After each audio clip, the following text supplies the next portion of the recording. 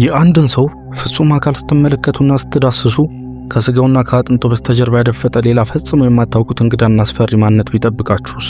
ውጫዊ ገጽታ የተንሸዋረረ የስነ ልቦና መደበቂያ ጭንብል ብቻ በሆነበት በዚህ ዘግናኝ የፍቅር ፍክክር ውስጥ እያንዳንዱ ተወዳዳሪ ይዞ የሚመጣው አደገኛ ሚስጥር የሰው ልጅ አእምሮ እስከ መጨረሻ የሚያናውጥ ነው። ወደ ቻናላችን እንኳን በደህና መጣችሁ። ወደ ዛሬው አጓጊና ሚስጥራዊ ታሪክ ከመግባታችን በፊት ይህ ቪዲዮ ላይክ በማድረግ ድጋፋችሁን አሳዩ። እንዲሁም አዳዲስና ፈታኝ ቪዲዮዎች በፍጥነት እንዲደርሷችሁ ቻናላችንን ሰብስክራይብ ማድረጋችሁ እንዳትረሱ። ክፍል 1። የተሸሸገው ማንነት። በዚህ አስፈሪና ልብ አንጠልጣይ በሆነው የውድድር መድረክ ላይ ሻኔል የተባለችው ዋና ገጸ ባህሪ ከሁለት የቅርብ ጓደኞቿ ጋር በመሆን ማንም ሊገምተው የማይችለውን እጅግ ከባድ ውሳኔ ለማሳለፍ ተዘጋጅታለች።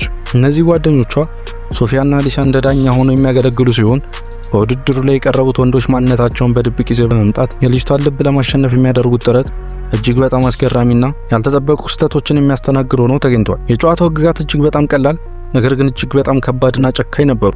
ወንዶቹ በቅደም ተከተል እየገቡ ማንነታቸውን ያሳያሉ። ልጃገረዶቹ ደግሞ ያለምንም ርህራሄ የማይመጥናቸውን ወዲያውኑ እያባረሩ የመጨረሻውን አሸናፊ ይመርጣሉ። የመጀመሪያው ተወዳዳሪ ሆኖ ብቅ ያለው ኤደን የተባለው እጅግ በጣም ቀጭን ወጣት ሲሆን በውስጡ የያዘው ሚስጥር ግን ከሰውነቱ መጠን ጋር ፈጽሞ የማይገናኝ ነበር። እሱ ያልተለመደ የሰውነት መተጣጠፍ ችሎታ እንዳለውና ማንም ሰው ሊያደርገው የማይችለውን አስገራሚ ድርጊት መፈጸም እንደሚችል በሙሉ በራስ መተማመን ሲናገር በክፍል ውስጥ የነበሩት ሴቶች በድንጋጤ በመገረምና በስሜት ታውጠው እሱን ማየት ጀመሩ። የዚህ ወጣት ያልተለመደ ባህሪ በዚህ ብቻ አላበቃም። ስለ ድብቅ የመሬት ውስጥ መሿለኪያና ማንም ስለማያውቃቸው የቡና መሸጫ ቦታዎች በሚስጥር መልክ ሲናገር ሁኔታው ይበልጥ አስፈሪ እየሆነ መጣ። የልጃገረዶቹ ፊቶች ላይ ግራ መጋባትና መጠነኛ ፍርሃት መነበብ የጀመረ ሲሆን ይህ ሰው ከየት መጣ የሚለው ጥያቄ በሁሉም አእምሮ ውስጥ ከፍተኛ ሁኔታ ማቃጨል ፈጠረ። ወዲያውኑ ድባቡን ሙሉ በሙሉ የሚቀይር ሁኔታ ማርከስ የተባለው እጅግ በጣም ግዙፍና ጡንቻማ ሰው ወደ መድረኩ ብቅ አለ። የዚህ ሰው መግባት በራሱ ክፍሉን በከፍተኛ ፍርሃት ያናወጠው ሲሆን ከግዙፍ ቁመናው በስተጀርባ ግን ድሮ እጅግ በጣም ወፍራም እንደነበረና በአንድ ትንሽ ሰው የእጅ ትግል ከተሸነፈ በኋላ ይህን አስፈሪ ቅርጽ እንደያዘ የሚገልጽ ሚስጥር ደብቆ ነበር። ውጥረቱ ይበልጥ እያየለ የመጣው ይህ ግዙፍ ሰው ሻኔልን በቀላሉ በእጁ አንጠልጥሎ ሲያነሳት ነበር። ያ ቅጽበት እጅግ በጣም አስፈሪና የሰው ልጅ ጥንካሬ በሚገባ ያሳየ ክስተት ነበር።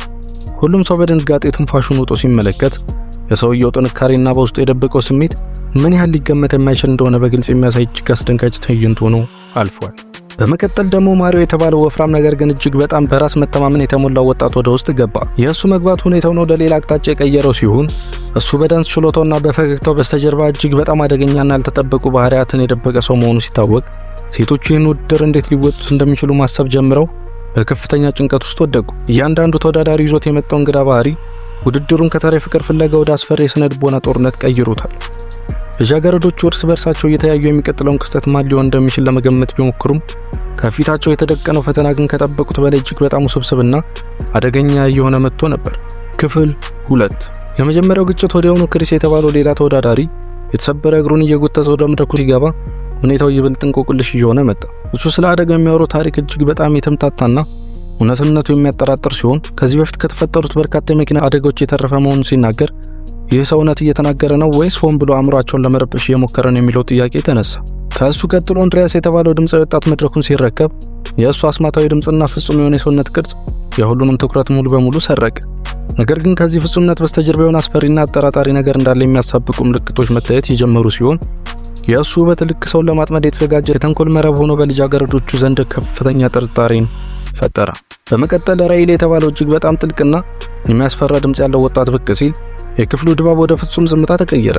የእሱ ድምፅ ተፈጥሯዊ መሆኑን ለማመን እጅግ በጣም የሚያስቸግር ከመሆኑም በላይ ከዚህ ድምፅ በስተጀርባ የተደበቀው ማንነት ምን ሊሆን እንደሚችል የሚለው ሚስጥር የልጃገረዶቹን ልብ በከፍተኛ ፍርሃትና ውጥረት ውስጥ እንዲወድቅ አድርጎታል። ጆርጅ የተባለው ቀልጣፋ አትሌት ደግሞ በድንገት ያልተለመደ የዝላይ ችሎታውን ሲያሳይ ሁሉም ሰው በድንጋጤ ደረቱን መታ። የእሱ አቅም የሰው ልጅ ተፈጥሯዊ ወሰን ያለፈ እስኪመስል ድረስ አስገራሚ የነበረ ሲሆን ይህን ያህል ኃይልና ጉልበት ያለው ሰው በውስጡ ምን አይነት ድብቅ ባህሪ ሊኖረው ይችላል የሚለው ሐሳብ ሌላው ትልቅ የስነ ልቦና ጫና ፈጠረ። የመጀመሪያውና እጅግ አስጨናቂ ውሳኔ ሰዓት ደረሰ። ሴቶቹ ባዩትና በሰሙት ብቻ ተመርኩዘው አንዱን ሰው ያለ ርህራሄ ማባረር ነበረባቸው። በመጨረሻም ያለምንም ማግማማት የተሰበረ እግር ያለውና አጠራጣሪ ታሪክ ሲናገር የነበረውን ተወዳዳሪ ከውድድሩ ወዲያውኑ እንዲወጣ አደረጉት። ያልተጠበቀ ውሳኔ ውድድሩ ምንም አይነት ርህራሄ ቦታ እንደሌለው እጅግ ጨካኝ መድረክ መሆኑን በግልጽ አረጋገጠ። የተባረረ ሰው ያለምንም ቃል ክፍሉን ለቆ ሲወጣ የተፈጠረው ቀዝቃዛ ስሜት የቀሩትን ተወዳዳሪዎች ይበልጥ እንዲጠነቀቁና ቀጣዩ ዙር ከዚህም የከፋ አደገኛ ሊሆን እንደሚችል በደንብ እንዲረዱ አድርጓቸዋል። በዚህ ወቅት የቀሩት ወንዶች ይህ ጨዋታ ተራ የፍቅር ፍለጋ ሳይሆን እጅግ በጣም ከባድና የተሳሰበ የስነ ልቦና ጦርነት መሆኑን አጥብቀው ተረዱ። ክፍል 3 ልጃገረዶቹ አይናቸውን በጨርቅ እንዲታሰሩ ተደረጉ። አሁን ማየት አይችሉም። ዓለማቸው ሙሉ በሙሉ በጨለማ ተዋጠ። ወንዶቹን መለየት የሚችሉት በመዳሰስ ብቻ ሆነ። የሁኔታው ጥረቱን ወደማይታሰብ ከፍተኛ ደረጃ ያደረሰው ሲሆን በጨለማ ውስጥ የሚደረግ ማንኛውም ንክኪ እጅግ በጣም አደገኛና ልብን የሚያድት ስሜት ይዞ መጣ። የመጀመሪያውን ሰው በጨለማ መዳሰስ ሲጀምሩ የተሰማቸው ስሜት እጅግ በጣም ዘግናኝና ግራ የሚያጋባ ነበር። አጥንቶቹና ጡንቻዎቹ በጨለማ ውስጥ ሲነኩ ልክ የሌላ ፍጥረት አካል እንጂ የሰው ልጅ አይመስልም ነበር። ይህ ያልተለመደ የሰውነት መዋቅር በልጃገረዶቹ አእምሮ ውስጥ ከፍተኛ ፍርሃትን የፈጠረ ሲሆን በአይን ከሚያዩት በላይ በእጅ የሚዳሰሰውን ሰውነት እጅግ የተለየና የሚያስደነግጥ መሆኑን ተገነዘቡ። ወደ ግዙፍ ሰው ተራ ሲደርሱ ደግሞ በጨለማ ውስጥ ያለው የሰውነት መጠን አስደንጋጭ ሆነ። እጆቹና ደረቱ ልክ እንደ ትልቅ ቋጥኝ ጠንካራና የማይበገር መስሎ ተሰማቸው። ይህን ያህል ግዙፍ የሆነ አካል ሲያዩ መዳሰስ በውስጣቸው የተዳፈነ ፍርሃትን የቀሰቀሰ ሲሆን የሰውየው ትንፋሽ በቅርበት ሲሰማቸው ሁኔታውን ይበልጥ አስፈሪና ከቁጥጥር ውጭ የሆነ እንዲመስል አድርጎት ነበር። ይህ ስሜት የስነ ልቦና ቀውሳቸውን ይበልጥ ያባባሰው ሲሆን ማንን ማመን እንዳለባቸው ፈጽሞ መወሰን እስኪያቅታቸው ድረስ ግራ ተጋቡ። በዚህ የጨለማ ዳሰሳ ውስጥ ብዙ የተደበቁ ሚስጥሮች መጋለጥ ጀመሩ። የድምፃዊ ሰውነት ሲነኩት ደግሞ ልክ እንደ ቀዝቃዛ ሐውልት ደርቆና ተወጥሮ መገኘቱ ሌላ አስፈሪ ድባብ ፈጠረ። በጨለማ ውስጥ እንዲህ ያለ የተገተረ ሰውነት ቅርጽ መዳሰስ የሰውነትን ልጅ ሳይሆን ግዑዝ ነገርን የመንካት ያህል ዘግናኝ ነበር። ይህ ሁኔታ የልጃገረዶቹን ፍርሃት ይበልጥ የጨመረው ሲሆን እያንዳንዱ ንክኪ የሞት ሽረት ያህል ክብደት እንዲኖረው አድርጎታል። ጥልቀት ያለው ድምፅ የነበረው ሰውነት ሲዳሱ ደግሞ የተሰማቸው ቅዝቃዜ አጥንት ድረስ ዘልቆ የሚገባ ነበር። የሰውነቱ አወጋገር እጅግ የተለየና ፍጹም ያልተለመደ በመሆኑ በውስጣቸው ከፍተኛ የጥርጣሬ ማዕበል ፈጠረ። ክፍል 4 ያልተጠበቁ ሚስጥሮችና አስፈሪ እውነታዎች። የአይን ማሰሪያቸው ሲፈታና እውነታውን በብርሃን ሲያዩት የተሰማቸው ድንጋጤ እጅግ በጣም ከፍተኛ ነበር። በጨለማ የዳሰሱትና አሁን በአይናቸው የሚያዩት ነገር ፈጽሞ ሊገናኝ አልቻለም። ይህ የተዛባ እውነታ የልጃገረዶቹን አእምሮ በከፍተኛ ሁኔታ የበጠበጠው ሲሆን እውነተኛው ውድድር አሁን ገና እየተጀመረና ከዚህ በኋላ የሚመጣው ፈተና ይበልጥ አደገኛ እንደሚሆን በግልጽ አሳይቷል። በመቀጠል እጅግ አደገኛውና ሚስጥራዊው ዙር ተጀመረ። እያንዳንዱ ሰው በውስጡ የደበቀውን እጅግ መጥፎና ዘግናኝ ባህሪ አውጥቶ እንዲናገር ታዘዘ። ይህ ዙር ተራ ጥያቄ ሳይሆን የሰዎችን እውነተኛና ጨለማ ማንነት በአደባባይ ላይ የሚያወጣ አስፈሪ የምርመራ ጊዜ የነበረ ሲሆን በክፍል ውስጥ ያለው ውጥረት ቢላዋ ሊቆርጠው እስከሚችል ድረስ እጅግ ጠንካራ ሆኖ ነበር። አንዱ ተወዳዳሪ ያልተለመደና እጅግ በጣም የሚያስጠላ የጣት ቅርጽ እንዳለው ሲያሳይ በክፍል ውስጥ የነበረው ሰው ሁሉ በከፍተኛ መቅለሽለሽና ድንጋጤ ወደ ኋላ ፈገፈገ። ይህ አካላዊ እንግዳነት በራሱ የሚያስፈራ ቢሆንም ሰውየው ይህን አጋጣሚ ተጠቅሞ ሌሎች እቃዎችን እንደሚያነሳበት ሲገልጽ ሁኔታው ከማስገረም አልፎ እጅግ በጣም ዘግናኝ ወደ ሆነ ደረጃ ተሸጋገረ። የቀጭኑ ወጣት ተራ ሲደርስ የተናገረው ነገር ግን የሁሉንም ሰው የሚያቀዘቀዘ ነበር። እሱ ወደ ኋላ ተመልሶ በልብ ወለድ ውስጥ የሚታወቀውን ሕፃን ፍጡር የመግደል ከፍተኛ ፍላጎት እንዳለው ያለምንም ርህራሄ ተናገረ። ይህ ብቻ ሳይሆን በመኪና መገጨት እንደ ተራ ነገር አድርጎ የሚያው መሆኑ ሲታወቅ የሰውየው አእምሮ ጤንነት ላይ እጅግ ከባድ ጥያቄ አስነሳ። የግዙፉ ሰው ሚስጥር ደግሞ ከጠበቁት በላይ ፍጹም የተለየና አስደንጋጭ ሆነ። እሱ በውስጥ የተደበቁ የፖለቲካ አመለካከቶችና ስለ ውሾች ያልተለመደና አሳዛኝ የሆነ ጽንሰ ሐሳብ አውጥቶ ተነፈሰ። ይህ ግዙፍ አካል በውስጡ እንዲህ ያለ እንግዳና የሚያስፈራ ሐሳብ ተሸክሞ መጓዙ የውጭ ገጽታና የውስጥ ማንነት ምን ያህል ሊራራቁ እንደሚችሉ በሚገባ ያሳየ አስደንጋጭ ክስተት ነበር። ጥልቅ ድምፅ ያለው ተወዳዳሪ ደግሞ በሕይወቱ ውስጥ ስላለው አስፈሪ 6 ወር እርግማን ተናገረ። ማንኛውም የፍቅር ግንኙነት ልክ 6 ወር ሲሞላው በማይታወቅ ምክንያት እንደሚፈርስበት ሲገልጽ በልጃገረዶቹ ፊት ላይ ከፍተኛ ፍርሃት አጠላ። ይህ ሚስጥራዊ የእርግማን ውደት ሰውየውን ልክ እንደተረገመ ፍጡር እንዲያዩት ያደረጋቸው ሲሆን ከሱ ጋር መሆን ማለት በጊዜ የተገደበ አደጋ ውስጥ መግባት መሆኑን ተረዱ። ወፍራሙ ተወዳዳሪ በበኩሉ ከሰዎች ጋር በሚኖረው ግንኙነት ላይ ከፍተኛ የሆነ የቁጥጥር ስሜትና ያልተለመደ ባህሪ መዘግየት እንዳለበት አረጋገጠ። ይህ ሁሉ ዘግናኝ ሚስጥር ከሰሙ በኋላ ዳኞቹ እጅግ ጨካኝ የሆነ ውሳኔ ማስተላለፍ ተገደዱ። በአንድ ጊዜ 3 ሰዎችን ያለምንም ርህራሄ ከውድድሩ ጠራርገው አስወጧቸው። 3ቱ ሰዎች ተስፋ በቆረጠ ስሜትና በተሰበረ ልብ መድረኩን ለቀው ሲወጡ በክፍሉ ውስጥ የቀረው ጸጥታ የሞት ያህል የሚከብድና የቀሩትን ሰዎች ልብ በከፍተኛ ፍርሃት የሚያርድ ነበር። ክፍል 5 የመጨረሻው የውሳኔ ሰዓት። የመጨረሻውና እጅግ ወሳኙ ጥያቄ በዳኞች አንደበት ተዘጋጅቶ ቀረበ።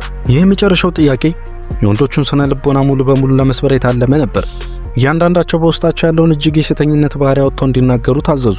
የወንድነት ማዕረጋቸውና ጥንካሬያቸውን አውልቀው ደካማ ጎናቸውን እንዲያሳዩ የተደረገው ይህ አስገዳጅ ትዕዛዝ ውድድሩን ከፍቅር ፍለጋ ወደ እውነተኛ የስነ ልቦና ፍተሻ የቀየረው እጅግ አስደንጋጭ ምዕራፍ ሆኖ ተመዝግቧል።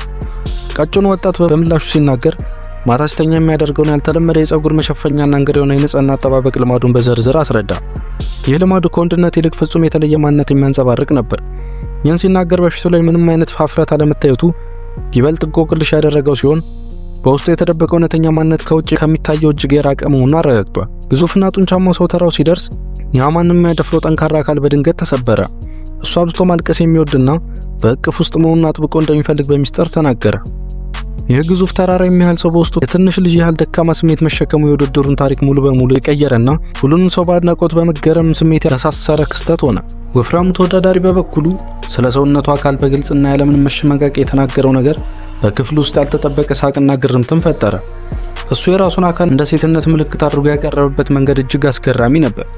ይህ ድፍረት የተሞላበት ንግግር ሰውየው በራሱ ላይ ያለውን ከፍተኛ የመተማመን ስሜት ያሳየ ቢሆንም በውሳኔው ላይ ግን ያልታሰበ ተጽዕኖ መፍጠሩ አልቀረም። የመጨረሻው ሰዓት ደረሰ። ዳኞቹ በአንድ ጥግ ተሰብስበው እጅግ በጣም በሚስጥር መንሾካሾክ ጀመሩ። የእያንዳንዳቸው ፊት ላይ ከፍተኛ ጭንቀትና ፍርሃት ይነበብ ነበር። ማንን ይመርጣሉ? ቀጭኑንና እንግዳ ባህሪ ያለውን፣ ግዙፍና ስሜታዊውን ወይስ ወፍራምና ደፋሩን? ውሳኔው ሰዎችን ሕይወት እስከ መጨረሻው ሊቀየር የሚችል በመሆኑ በክፍል ውስጥ ያለው ውጥረት ለመሸከም ከሚችለው በላይ እጅግ ከብዶ ነበር። በመጨረሻም ጸጥታውን ሰንጥቆ አሸናፊው ተገለጸ። ማንም ያልጠበቀው ያ ግዙፉና ጡንቻሙ ሰው ምርጫዋ ሆኖ ሲያበቃ ክፍሉ በድንጋጤና በእልልታ ተናወጠ። አሸናፊው ወዲያውኑ ወደ ሻኒል በመጠጋት ልክ እንደ ቀላል ዕቃ አንጠልጥሎ ሲያነሳትና ይዟት ሲሰወር ያስገራሚና ያልተጠበቁ ክስተቶች የተሞላው ውድድር እጅግ አስደናቂና ምስጢራዊ በሆነ ትዕይንት ተጠናቀቀ። የዛሬው ልብ አንጠልጣይ ታሪካችን ይህንን ይመስል ነበር። እስከ መጨረሻው አብራችሁን ስለነበራችሁ ከልብ እናመሰግናለን። ፕሮግራሙ እንዴት እንደነበር ሐሳባችሁና ምርጫችሁን ከታች በኮሜንት ላይ ጻፉልን። ይህ አዝናኝና ያልተጠበቀ ታሪክ ከተመቻችሁ ቪዲዮውን ላይክ እና ለጓደኞቻችሁ ሼር ማድረጋችሁን እንዳትረሱ። ወደፊትም እንደዚህ አይነት አጓጊ ታሪኮችን ይዘን እንድንመጣ ቻናላችንን ሰብስክራይብ በማድረግ ቤተሰብ ይሁኑ። በሌላ ልብ አንጠልጣይ ቪዲዮ እስከምንገናኝ ድረስ መልካም ጊዜ